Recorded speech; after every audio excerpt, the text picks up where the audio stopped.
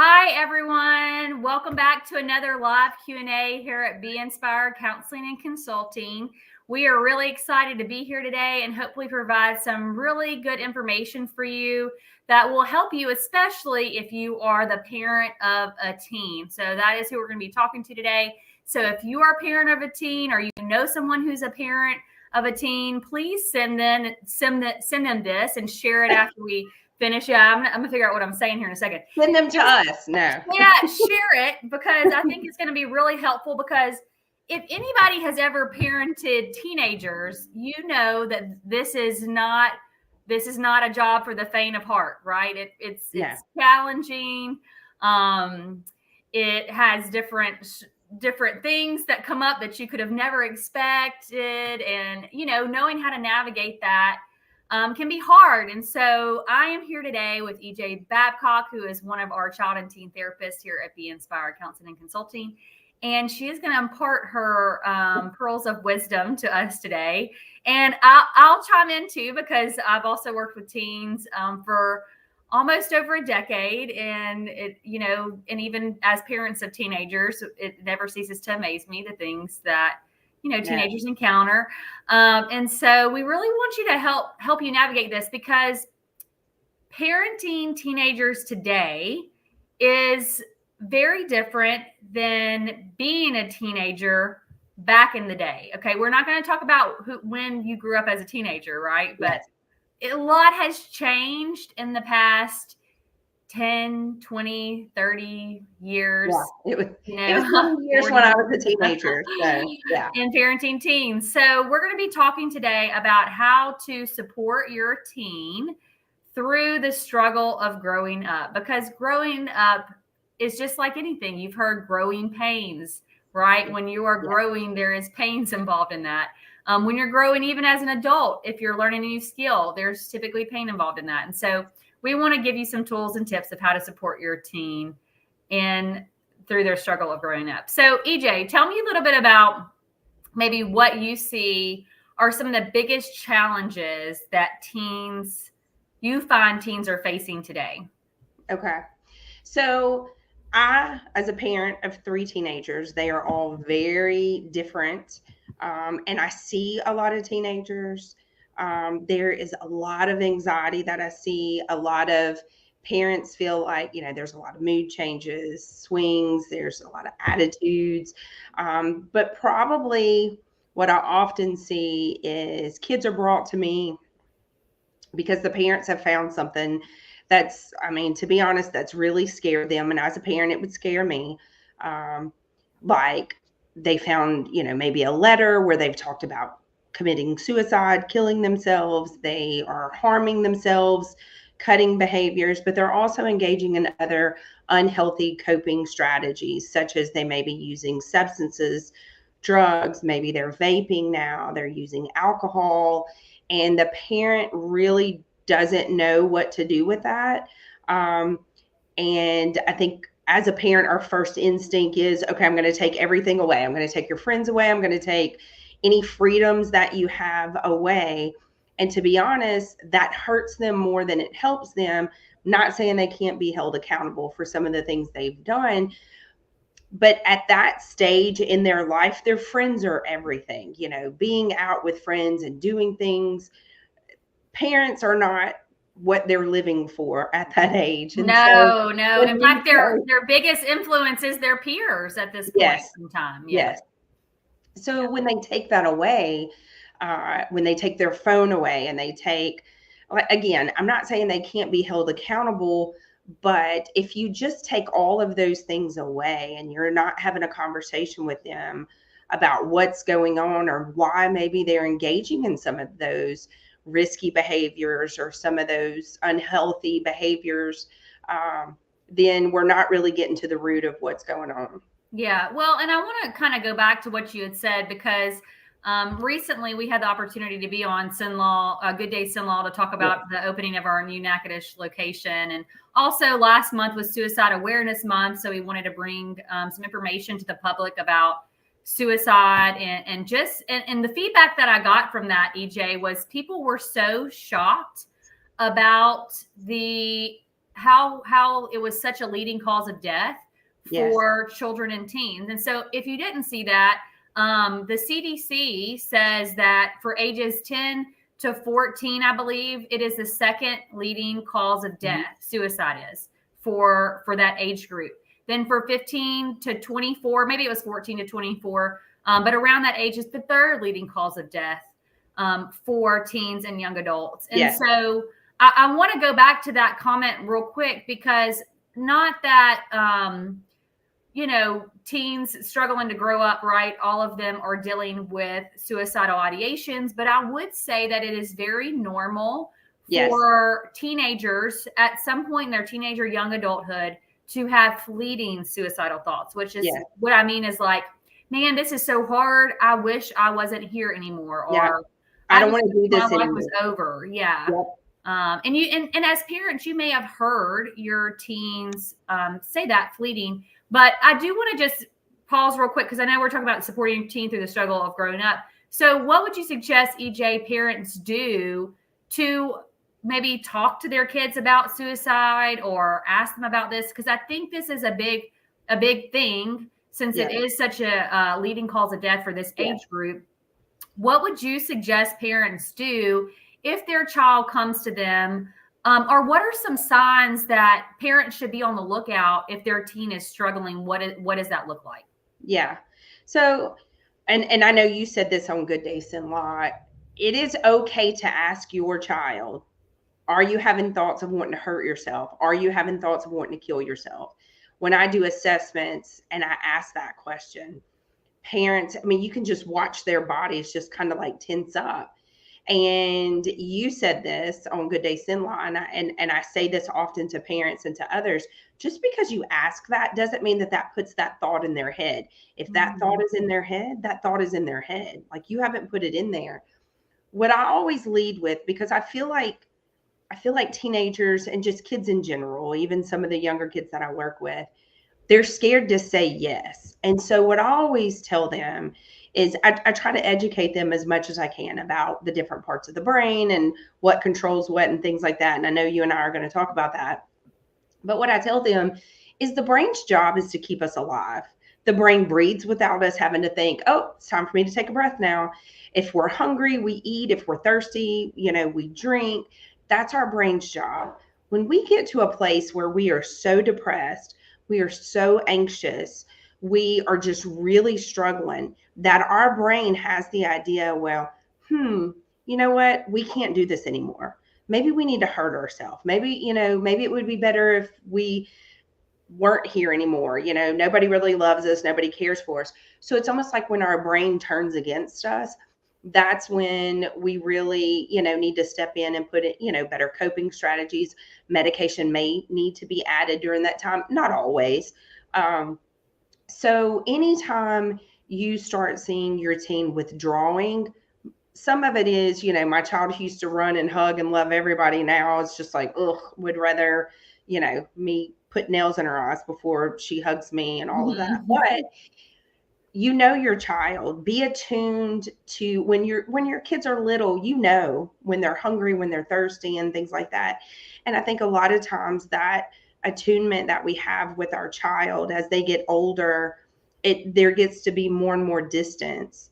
And that's why I always tell parents, communicate with them. They need you more now as teenagers than they did when they were little. But they will not admit it. Let's just be clear about this. They are never going to say, hey, I really need you, or I really need to talk through this thing, or hey, I'm going through this challenging thing. Yes. And sometimes teens are so good about putting up these walls that parents just like wave their white flag of surrender and say, okay, well, let me just leave them to it. At some point, they'll come to me if they need. But they don't. And they don't. And this is, I think, what we're talking about here is if your child, but even as your child gets older, some of this withdrawing is typical, and I would say in like a normal realm. But if you just see sudden changes in your child's behavior, if you friends that they're hanging out with, friends, losing interest, right? Or you start to see them, like you said, losing interest in their activities they used to really enjoy. If you see them just really their mood, I say mood shifting, like where they may not appear as lively or as energetic, or maybe you're sleeping a lot or loss of appetite. Yeah. Maybe Definitely. their grades have dropped. Sometimes Yeah. that's the Grades have indication. dropped. Yeah. Or, yeah. And things like that. Just be okay with having a conversation. And truthfully, I think one of the things, and like you said, we often think the misconception is when we're asked about like suicide or thoughts of death and dying, is that going to put something in a child's head or a teen's head? And it won't. But it is just like we're having to talk about we should be talking to our teens about things like drugs or sex or things Yes. of that nature. Another thing that we need to be talking to our teens about is Yes. suicide, because Yes. they are going to be the first person that somebody reaches out to. It may not even be them. It may be their friend or their the people that they go to school with. They're going to be the first person that hears if somebody is struggling. But they post things. I mean, I've had my own children to come to me and say, "Look what this person just put on Snapchat." And I mean, sadly, we had 3 teenagers just in Rapides Parish schools last year that killed themselves. And so it is out there. These kids know. Like, I've had kids that come to me, "Oh, I heard, a kid at this school did this." Even kids they don't know, that stuff goes around on Snapchat and on social media. And people, they'll know, "Oh, I knew that kid growing up. I knew this person, I knew that person." And so sometimes, when they're in a very dark place or feel like no one's really there for them, then they're like, "Oh, well, this person did this. I've thought about that." And so, and what I'll say is that go in your child's room. Yeah, they may not want you to sit on the bed and talk to them for hours and hours. What I'll tell you is focus on the quality of your relationship with your child or with anyone, not so much the quantity. You don't have to sit with them, spend an all day with them. But I've had teenagers tell me that, once everything came out and the parent, found out that they were having these thoughts, then it's like the parent just kind of just is on top of them. And I've literally had teenagers say, if they would have checked on me like they do now, I wouldn't have ever got to that place. Yeah. And so it's not saying that it's the parents' fault or anything. No, yeah, we're not saying that. But I do. I mean, I'll come home sometimes and it's late, and I'm like, well, I haven't even seen my child today, besides when I took them to school this morning. And I'll go in there, knock on the door, and they'll be like, "What do you want?" You got to take their AirPods out or whatever. And I may go in and give them, it may be 2 or 3 minutes, but it is enough. Like, "How are you doing?" I'm putting my eyes on them. Another thing we didn't talk about, like, if they stop showering, they stop taking care of their daily. Pay attention to those things. Their room, a kid that usually kept their room clean, their room is horrible now. All those little things, you have to pay attention to those things. But like I said, focus on the quality. Sometimes kids do just lose interest. They don't want to play football anymore, basketball, or do cheerleading or that. It doesn't mean like, "Oh my gosh, they're depressed and we got to go down." Sometimes, but find out what they are interested in now. Know who their friends are now. If my kids are gaming, I know all who they're gaming with. I know what their screen names are. It's okay to go in there and know that. Yeah, they may not want you to, but it's okay for you to do that. You're the parent. You need to know those things. And this brings up a point in my mind. If your teen is not talking to you, then find out who they are comfortable talking to. Yes. And the reason why I say this is that sometimes in this, I call teenage years continuum, there may be a time that you try your hardest to connect to your child. You try to be attuned to their needs. I always say the car is the best place to sometimes put a teenager, because they can't get out. They can't avoid you, right? And it's interesting, if you just be quiet for a little bit, that sometimes that teenager will start sharing things that you may not have realized. But I will say, if your teen is not talking to you during a certain phase of your life, please don't take it personally. That's okay. Find someone that's a trusted adult that you trust, that they do talk to. Because I think that sometimes that person can have a lot more they can still be a safe space to talk about this. So I know in our household, it's randomly my aunt, and it's so funny because growing up, I love my aunt to pieces, but I can just always remember her as kind of getting on to me more because my eyes were always bigger than my stomach and I'd get way more food than I needed and I couldn't eat all. But it's interesting to see how the dynamics as I've gotten older and then I have a child. My aunt is that trusted adult for my child who she is able to talk to her about things. And my daughter will share stuff with her that I'm like, what? And so, I think there can also be a trusted adult that's besides you that person that they can connect with. And if they're not talking to anybody and they're open to it, there's also what we do, therapy and counseling, where we have teens that come and they'll tell us things and we're able to process with them in a very safe space. That and if they ask for counseling, bring, I've had some teenagers tell me I've been asking to go talk to somebody, and I get it but I've also listened to my child too. And like I said, I have 3 very different children. And I've had one that said, hey, Mom, I need to go talk to a counselor. And that's exactly what I did. I'm a counselor. I'm your mother. And I'm like, what? You can't. Yeah. But I didn't go that place because if she felt like she needed somebody, but I think sometimes parents don't always listen or don't always take them serious. And you don't want to go back and say, well, I wish I would have done this. Because sometimes it could be too late. And I know no one wants to be in that place. And so absolutely find it any kind of trusted adult, any kind of, it could be somebody from church. It may be a teacher. It may be someone that it may be a parent of a friend. Yeah. And sometimes it's okay to have those relationships. And I'm thinking as we're talking to EJ, this is part of the reason why we're talking about this, because we want to provide information to parents because sometimes this is hard to navigate. And so we don't want parents to feel like, well, I didn't know what to do, or I didn't really know how to navigate this. We want to give you some tools of how to navigate this because we have both navigated this with so many teens and parents throughout the years. And we found, or at least I found, that there is no one size fits all for any teen, right? All of like EJ's just saying, 3 kids, all different. Every teenager is so different and unique, and their struggles are, even though they might be similar, are very unique as well. And so in the way that they are perceiving or the way that they're telling themselves a story about what's going on in their life as they grow up is very different.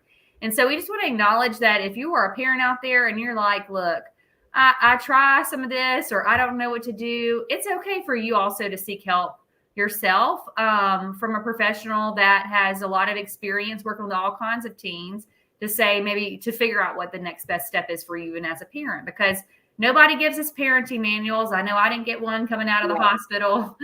EJ didn't get one. But if you're concerned, sometimes talking to a professional yourself can help you identify whether or not you really should be concerned about your children's behavior, whether it's normal teenage behavior that they're exhibiting. So I do want to just put that out there. But one of the things you said, EJ, that I want us to kind of talk about is on just kind of understanding your teen's brain, where it's at in the developmental cycle, to understand why do they do some of the things that they do, right? And I always encourage parents to try to reflect to your own teenage years, right? Yes. Even though it's different. I mean, I grew up in the time where there was not social media, or I think we had dial-up internet, at least for me. But we had no internet when I was a teenager. Right. See, let's go ahead and preface this. Okay. And the dial-up internet I had, we didn't have it at my house. I think it was at a friend's house. Okay. Yeah. So these are the days we're talking about, generally before internet. Okay. So today the internet just provides, and social media and cell phones, I think I had one of those big old block Nokia cell phones. EJ, did you have a pager? I only had a pager for one of my jobs. Okay. So I had a bag phone though. Like when I would go bag phone. Dad gave me. I just had to throw that out there. I couldn't use it. Like it wasn't. it wasn't, you could call, like you only used Yeah. it, if you were broke down on the side of the road. Right, So, right. But I guess I want parents to think about their teenage years because yeah, sometimes you can forget them, yeah. right? And imagine your teenage experience times 10 with the exposure Times 100. of I mean, 100. it is Yeah. crazy. Some of Well, the you're stuff. right, because think about it. If you were mad at somebody, you couldn't just go on social media and post something. You couldn't do a snap that No. goes viral. If you made one bad choice, it wasn't there for the whole world to see, right? And it is now. I mean, it is now. But the thing is that, and this, I tell my parents this, is the thing that we have to think about is the part of the brain that does that rational thinking, that is that decision making, thinks about the Consequence big picture. evaluation. Yeah. Yes, it is not there. It is not, it is there. It is not completely developed and will not completely develop till they're, 30, 33. Some of them are 33, usually around 25. So usually between 23, 25. That's why so many people, including, I will put my hand up there, did stupid things. And I think, Oh, me too. what I did was some I way, thinking? way Yeah. like reckless. Now that I think back on it, did not think through the consequences of things. No. I was But just living in the moment and I thought I was right. invincible, right? And that's what it is. The part, so the part of the brain that we're talking about is called the prefrontal cortex. The part of the brain that is driving everything is the amygdala. It is the watchdog. It is the emotions are driving it. It is the impulsivity. Hey, you want to go do this? Yep, sounds great. Let's go do it. We're not thinking about, oh my gosh, if my parents catch me.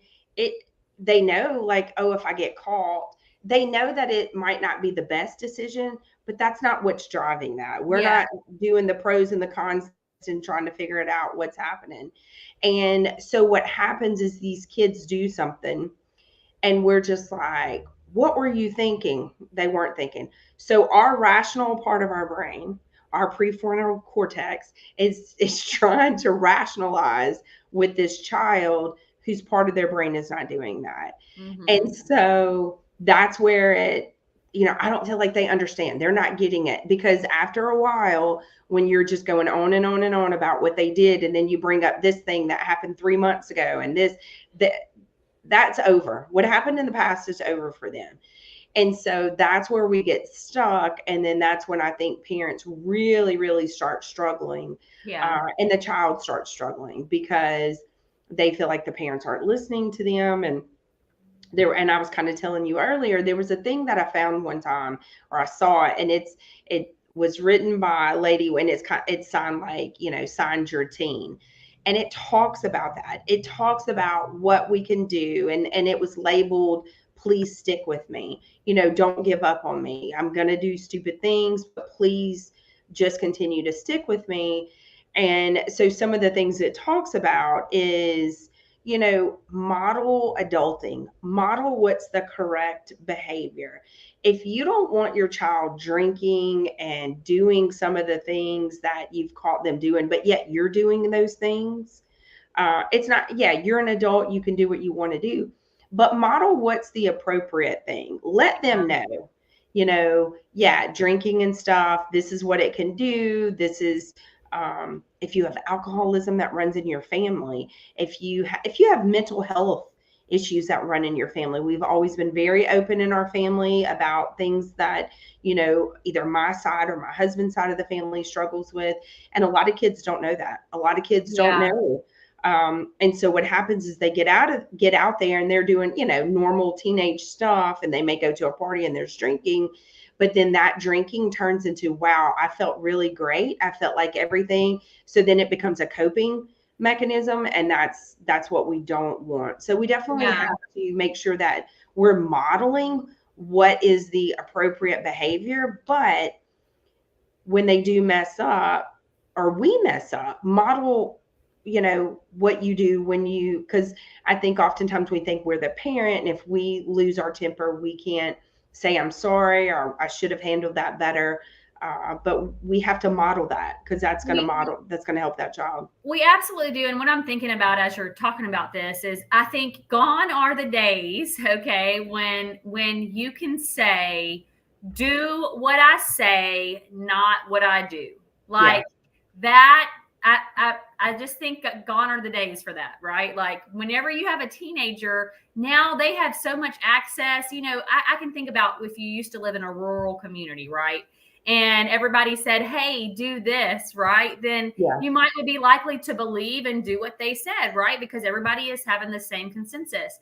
But now with the access of these devices, the internet, teenagers can find anything and everything, right? If you're posting TikToks where you're out there drinking and you're doing all that, I mean, kids will be like, oh, I saw your mom. I mean, it is. Yes. And so I think, that's a great important point, is that, as parents, we really do have to be the models, because what our teenagers right now are learning from their peers. That is their biggest sphere of influence. Used to, when the child is developing, the family system is typically the family system, and then maybe the school system. And if you are involved in a spiritual system like church or something like that, those are the systems that have the most influence on development of a child, especially caregivers, okay? Parents. But as a child transitions to their teenage years, then the biggest sphere of influence is the peers, okay? And so that's why we do talk about knowing who your children's friends are, asking questions about that, But I also think that, we as parents need to be cognizant of still, how are we modeling things for our child? How are we modeling communication and conflict resolution in a relationship, right? How are we taking ownership if we overreact, or we are having a bad day and then we come in and start yelling, right? Okay, if we're having an attitude, can we expect our child to also not have an attitude with us, right? We're modeling, hey, this is the correct way to do things when you get upset. And we realize that parents are under a lot of stress and pressure and often wear many hats. So we do advocate for parents getting help for themselves through this time period of their child's life, because it is very stressful and it can be very overwhelming. But I think one of the things that you said was not only modeling, but also making sure that you are having open dialogue and discussions. Again, gone are the days whenever we can all keep things hidden, right? Like teenagers, by the time they get teenagers, they know. Okay? They know things, whether you tell them or not. And I'm not saying that everything should be shared with your teen. I think there still are some things, healthy boundaries are important. They don't need to know all, but there does need to be vulnerable and open conversations about even your own struggles, I think, sometimes as a teenager, because then that helps the teen know, okay, well, I remember thinking sometimes my parents maybe did no wrong. I don't know if anybody's experienced this. I mean, I knew they did wrong. Okay. So don't, but I just thought that they knew how to navigate life. Right. And it wasn't until I became an adult that I'm like, oh my gosh, they did not tell me that they were just figuring this out a day at a time. And if you're a teenager watching this, I will let you know, we are often figuring this out a day at a time. I just thought that that by the time you got to adult, you just knew exactly what to do and what to say. And this is what you're going to do. No, but I think to be able to say that, hey, I'm a work in progress too. I'm trying to figure out every day how to parent you better. I'm not okay with you talking to me like this, or I'm not okay with these choices in my house. But, and there will be accountability when accountability is needed, and consequences when consequences is needed. But at the same time, I'm going to take ownership of my stuff. And then I'm also going to be vulnerable and tell you some things that you need to know about this family, right? Not to go tell people's business, but like if there's mental health struggles, or if there's suicide in the family, or if there is, depression or alcoholism or any type of thing, we need to talk about that, because I need you to be aware of the fact that these things, maybe not saying that that will be an issue for you, but it could be, and you need to be aware of these things. Well, and even like those things are important, but it's also telling them, and you kind of said it, tell them the things that you did. Like, you want to know them, you want them to tell you the things that they like and that they're interested in, but share stories of some stupid stuff you do. I have, and my daughter, they think it's hilarious, but have those conversations with your kids. I recently was able to take my child and it was actually 3 seniors, my daughter's a junior, to ULM for the band was doing the high school bands could come and spend the day with them and perform during halftime. Well, when I went to ULM, it was NLU, it was Northeast Louisiana University, and we were the Indians. Well, I have not been there. I'm gonna, I've been there since I graduated in 1998.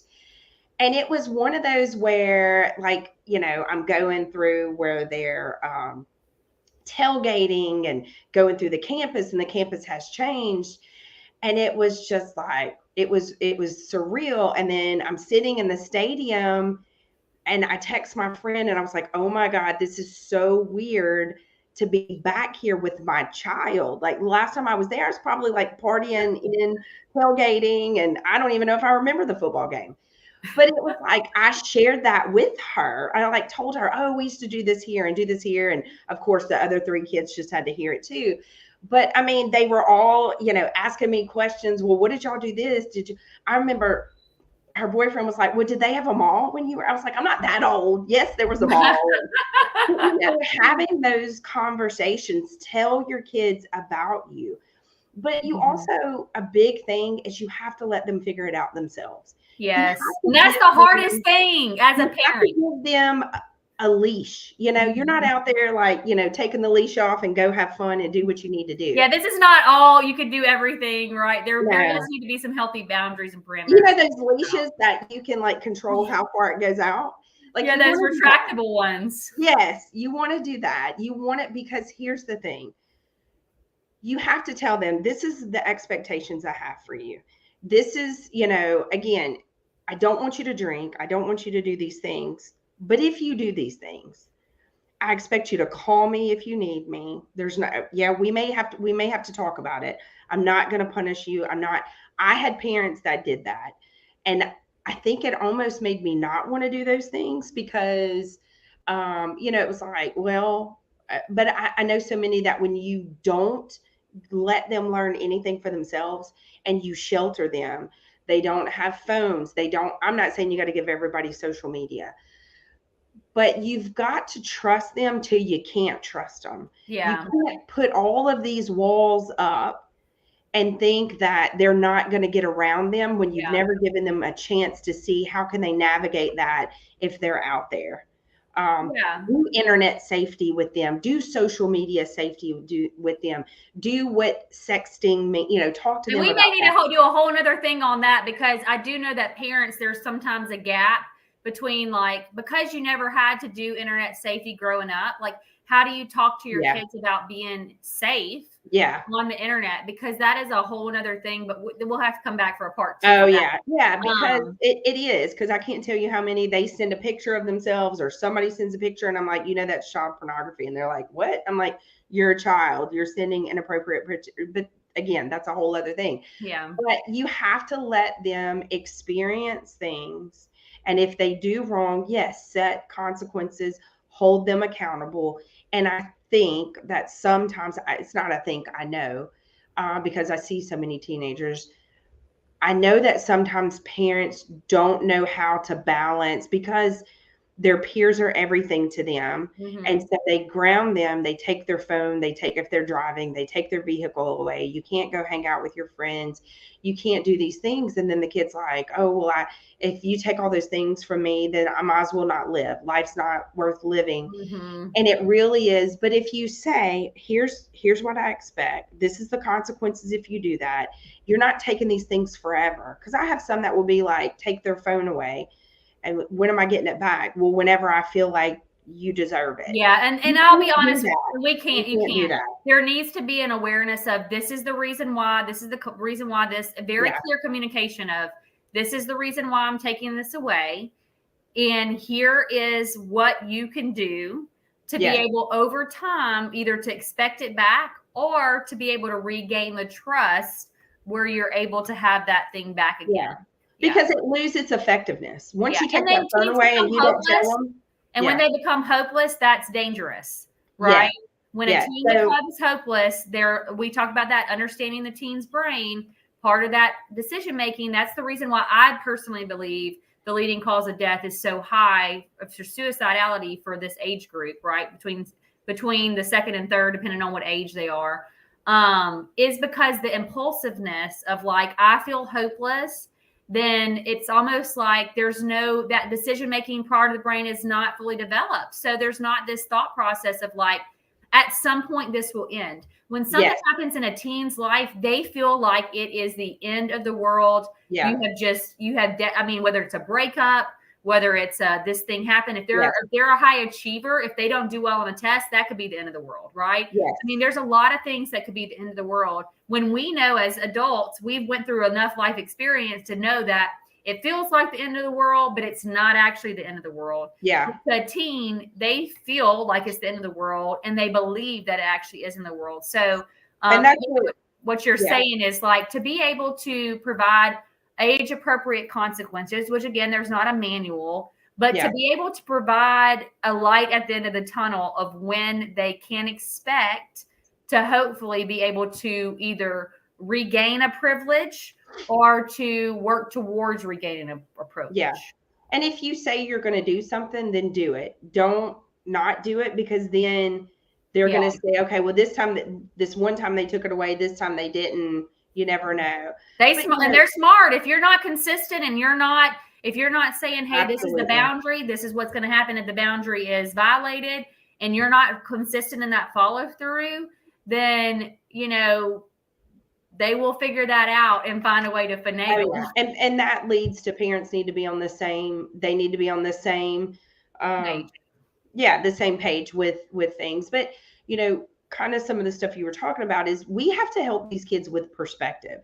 We have to help them. We don't need to say that their feelings, we don't need to not validate their feelings, because, my husband was my childhood sweetheart in high school, but we did have 3 years that we broke up, a little over.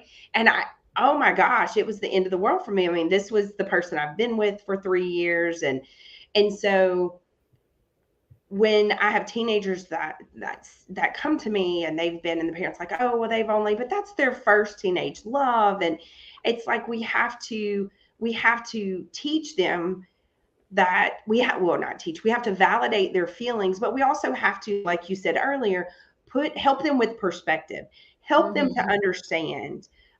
For example, I have a child who's never made a B, and she has a B right now in her college level class, and it is the end of the world for her. And so I validate her, and I'm telling her, I know this is hard for you. I've never expected you to have straight A's, but I need you to understand college is going to take you, babe. College is going to take you. Like, if you have a 3.5 and above, like, you're going to be okay. She's like, but I won't get a senior parking spot next year. Cause I mean, she's doing really well and all that, but in her mind, she's not going to get a parking space that she gets to paint. It goes to catastrophizing, right? Absolutely. The end of the world because you can't get to paint a parking spot.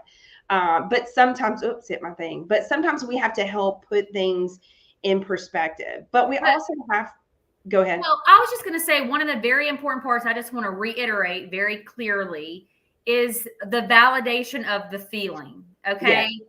It is not going to make sense to you as a parent many times why your child feels the way that they feel, right?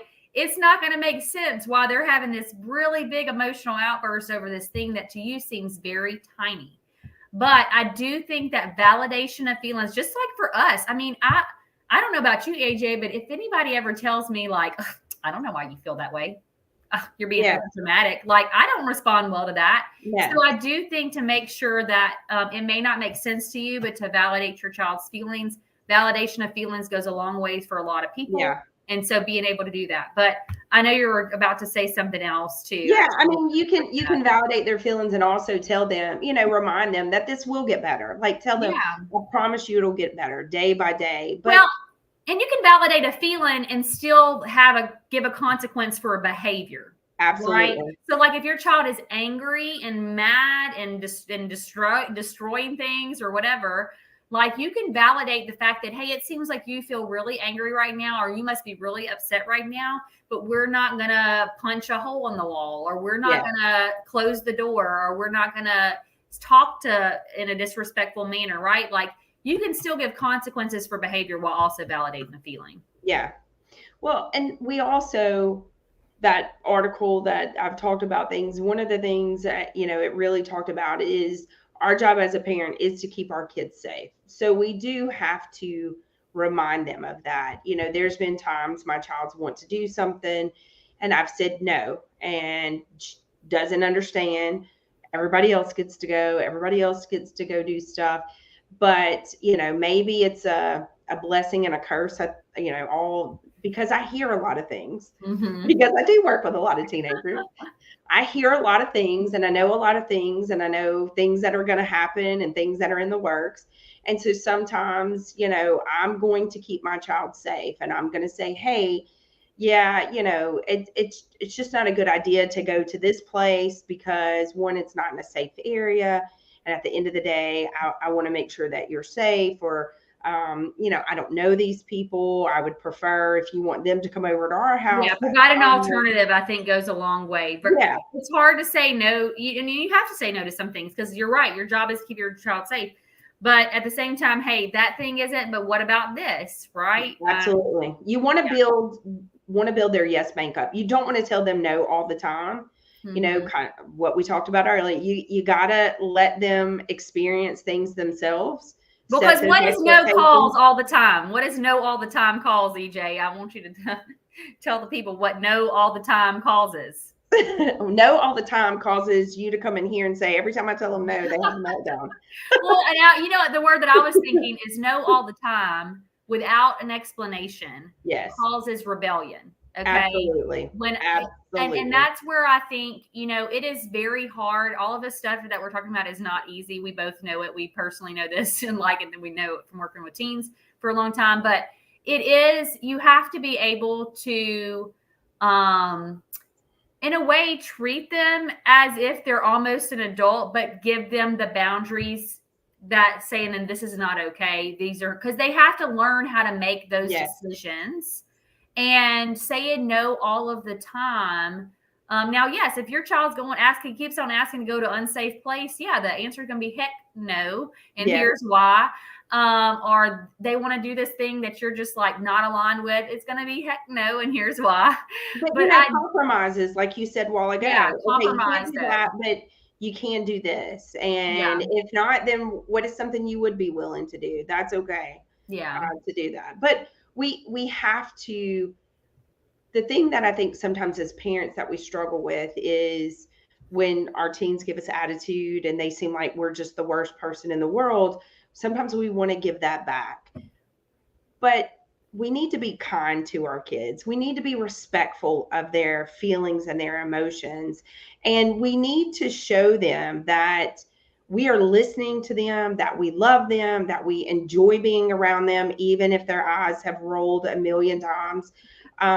You know, using humor and play, and I use a lot of play, but I use play with my teenagers too. It's not like yesterday, one of my teenagers came and I had a little one and a younger one, and we had played some Uno towards the end, and they were like, are we playing Uno today? And I was like, well, do you want to play Uno today?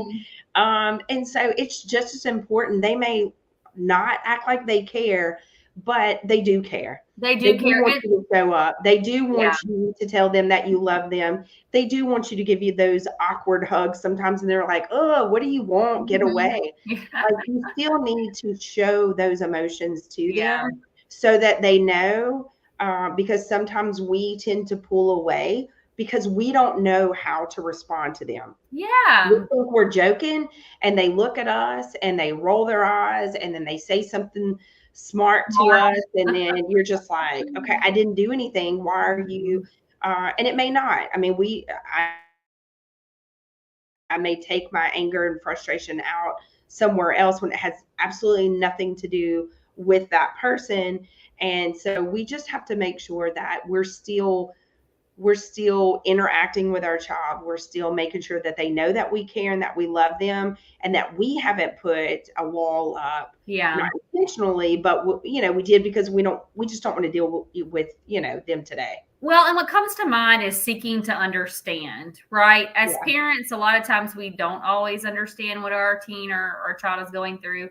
But I think seeking to understand goes a long way in helping to realize and build that connection. But I agree, sometimes you have to push your teen to do things that are outside their comfort zone that they may provide resistance to. I can even think about this past weekend. We were doing a family thing that was going to be going to the zoo. And my teen was like, I don't want to go to the zoo. But guess what? They went to the zoo and had a wonderful time. I got my team because she wanted to go. And I was like, I'm working. I can't bring you to the zoo. Yeah. So I think that, sometimes you may have that resistance, but it is okay to also push in certain ways when you think that, hey, this is something that would benefit them ultimately. So, well, I know we're getting to our time, EJ. So I wanted to just ask you if there's any other suggestions or things that we didn't discuss that you think would be helpful for parents to know in supporting their teen, and maybe when it is time to maybe seek the help of a counselor, therapist, mental health professional, when they find their teen is struggling. Yeah. I think we did a really good job at covering everything, but I will say, if you do feel like, I can't connect, I can't figure out how to get through to my child, and you say, hey, do you want to go see a counselor? And they're like, absolutely not. Sometimes you have to make that tough decision, and you do just have to set that up. And if they go, I've had some that are so nervous when they come, and I know you are too, and they're like, I don't know what to talk about. I don't know. And we make it as least painful as possible. And I have so many, when they leave, they feel so much better. What I always tell my teenagers, as well as my parents, is I say, my job is not to be another adult that tells them what to do. They've got a mom, they got a dad, they've got whoever in their life. And if I seem like I'm another adult lecturing them on what to do and what not to do, then they're not going to connect with me. They're not going to be honest with me. And that's what I want. There are some things, and I know parents are like, well, when are you going to talk to me? When are you going to tell me things? And I have kids like, well, if I tell you this, are you going to go tell my parents? And the thing is that, of course, if they're doing something that's very unhealthy, and I think that in any kind of way, it can hurt them or hurt someone. Yeah. But if they're doing something that, let's try to figure out, why are they doing that? What need is that unhealthy strategy meeting for them, or what they think is helping them? And that's what I try to do, and I'm sure you do too, is let's challenge that. Let's figure that what that is. And so sometimes it's kind of hard. I don't want my parents to feel like they're just left out there and they don't know what's going on, because I am going to have that communication. But I also will encourage the teen, let's bring your parent in here. Let me be that mediator for you, or you try to talk to them about this. Because sometimes they think, well, it doesn't matter if I tell them, they're going to say no. They're going to say no. How do you know if you don't? They could say no, but they could not say no, and you never know. Well, and you bring up some good points just for parents to know about, if you do bring your child to counseling, what that looks like. If you have a teenager that you really think needs to talk to somebody and they're a little resistant, like EJ said, bring them in. We have been trained to try to break through this teenage barrier. Okay.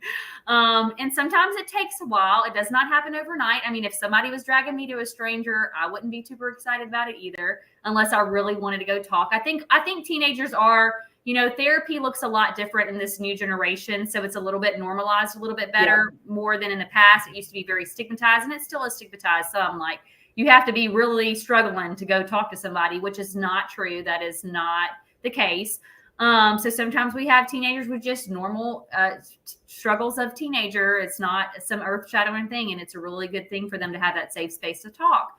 And I will also say, if we find that you bring your teen for counseling, and we really see that they're really not ready, are that it is going to possibly do more harm for them than good, then we are going to let you know that maybe they're just not ready at this time. Okay. So I do want to put that out there.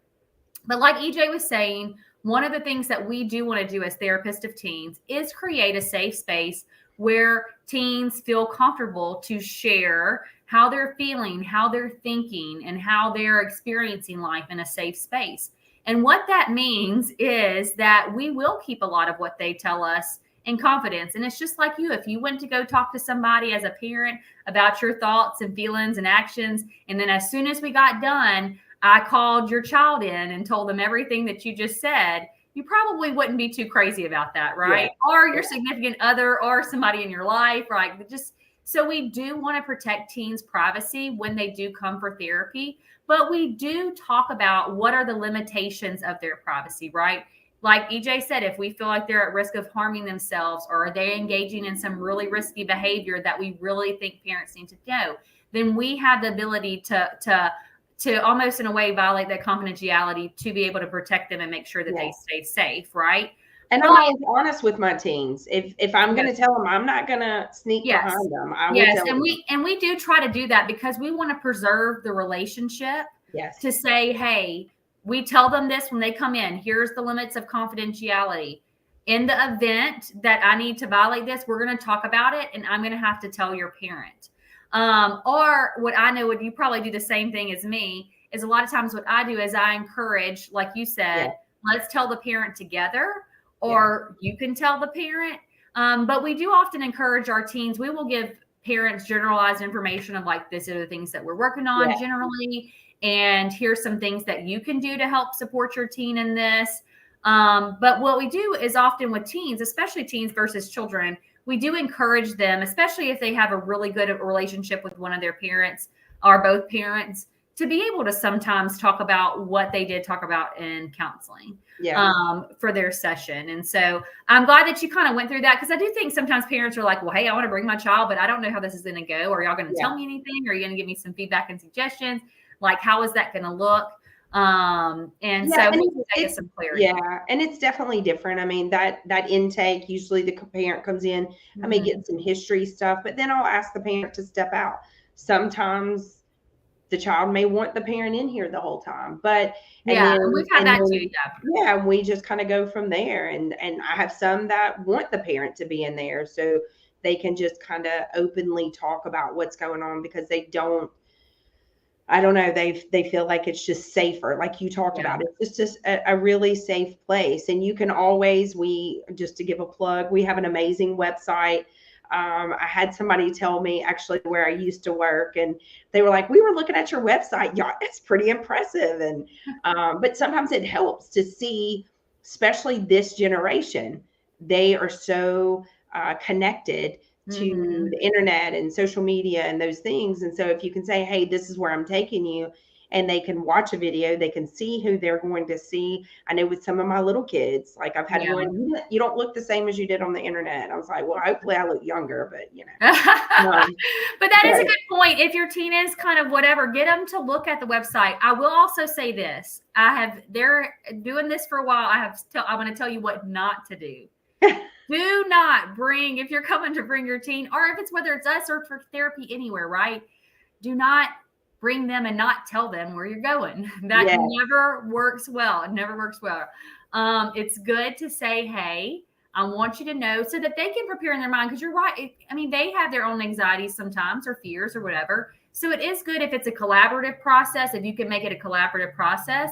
And then they can also, if you like have an idea of where you want them, and then you want to involve them in the decision-making process. I mean, we've had parents who have went to our website, and they will go through the different profiles we have of our therapists. And they will ask their teen, hey, who do you see out of these people that you would feel comfortable in seeing? And then it becomes a decision kind of that's almost collaborative versus, hey, you're going to go do this right now, right? And we do see that kind of sometimes lessens the resistance. But I'm glad that you pointed that out, because it is always interesting. But we have spent a lot of time on our website because of that. We want to remove the barrier as much as we possibly can for people getting help when they need it. And we want you to feel comfortable, because we know it can be scary. on having a little bit of awareness of what this process looks like. And I'll just say this before we end. Don't use counseling as a punishment. Oh, that's good. I have some that they're doing really well and they do one thing, it's not earth shattering. And then you're going to see Miss EJ. And I will tell the parent, or I'll get an email or a text message, this happened. And I'll be like, okay, did you talk to him about it? Like, I don't want counseling to be a punishment. And sometimes that's what it may start out as, but then it gets better. But they're going to continue to do things that aren't the smartest. But when they're doing really well, okay, they mess up, okay, process it with it, talk to them about it. Don't make it any bigger than what it is, but definitely don't use counseling or the therapist as a punishment, because it shouldn't be. Yeah. And I want to end on this one comment, because I know it's time for us to wrap up, but I'd also echo that and say, also remembering as your teen is growing up that they haven't lived as much life as you have, right? Absolutely. I think sometimes we have expectations of our teenagers that they should know how to navigate some of this stuff. And just like us as parents don't know how to navigate it, if you're parenting a teen for the first time, we can't expect our teens to know how to navigate growing up and going through middle school and high school. They're learning just like we are. And so I would really just want to probably end on that today to normalize that we're all a work in progress. We're all trying to figure this out one day at a time. And so giving grace while they're growing really does go a long way in fostering that relationship and connection that hopefully by the time they transition into adulthood, that it's kind of where they might have resisted taking your advice for a period of time. They're then coming back to you to get that advice of how to navigate life in general. So, but we just want to thank you so much for watching. If you found that this was helpful information, please share it with somebody that you know, because I think the more we know, the better we do. I think it's something like EJ says. I know I just butchered it, but Yeah, when we know better, we do better. When we know better, we do better. That's right. So share it. If you are interested in finding out more about our services, just give us a call, 318-266-7021. Or go to our website at beinspiredcc.com, and you can find out more information there. But we thank you so much for listening, taking your time out today. If you have any comments or questions, please let us know. We're happy to help in whatever way we can. We always say if we're not the help, we want to help you find the help that you need. So definitely feel free to reach out, and we hope to see you next time on our next live Q&A. Thank you, EJ. All right. Thanks. Bye, guys.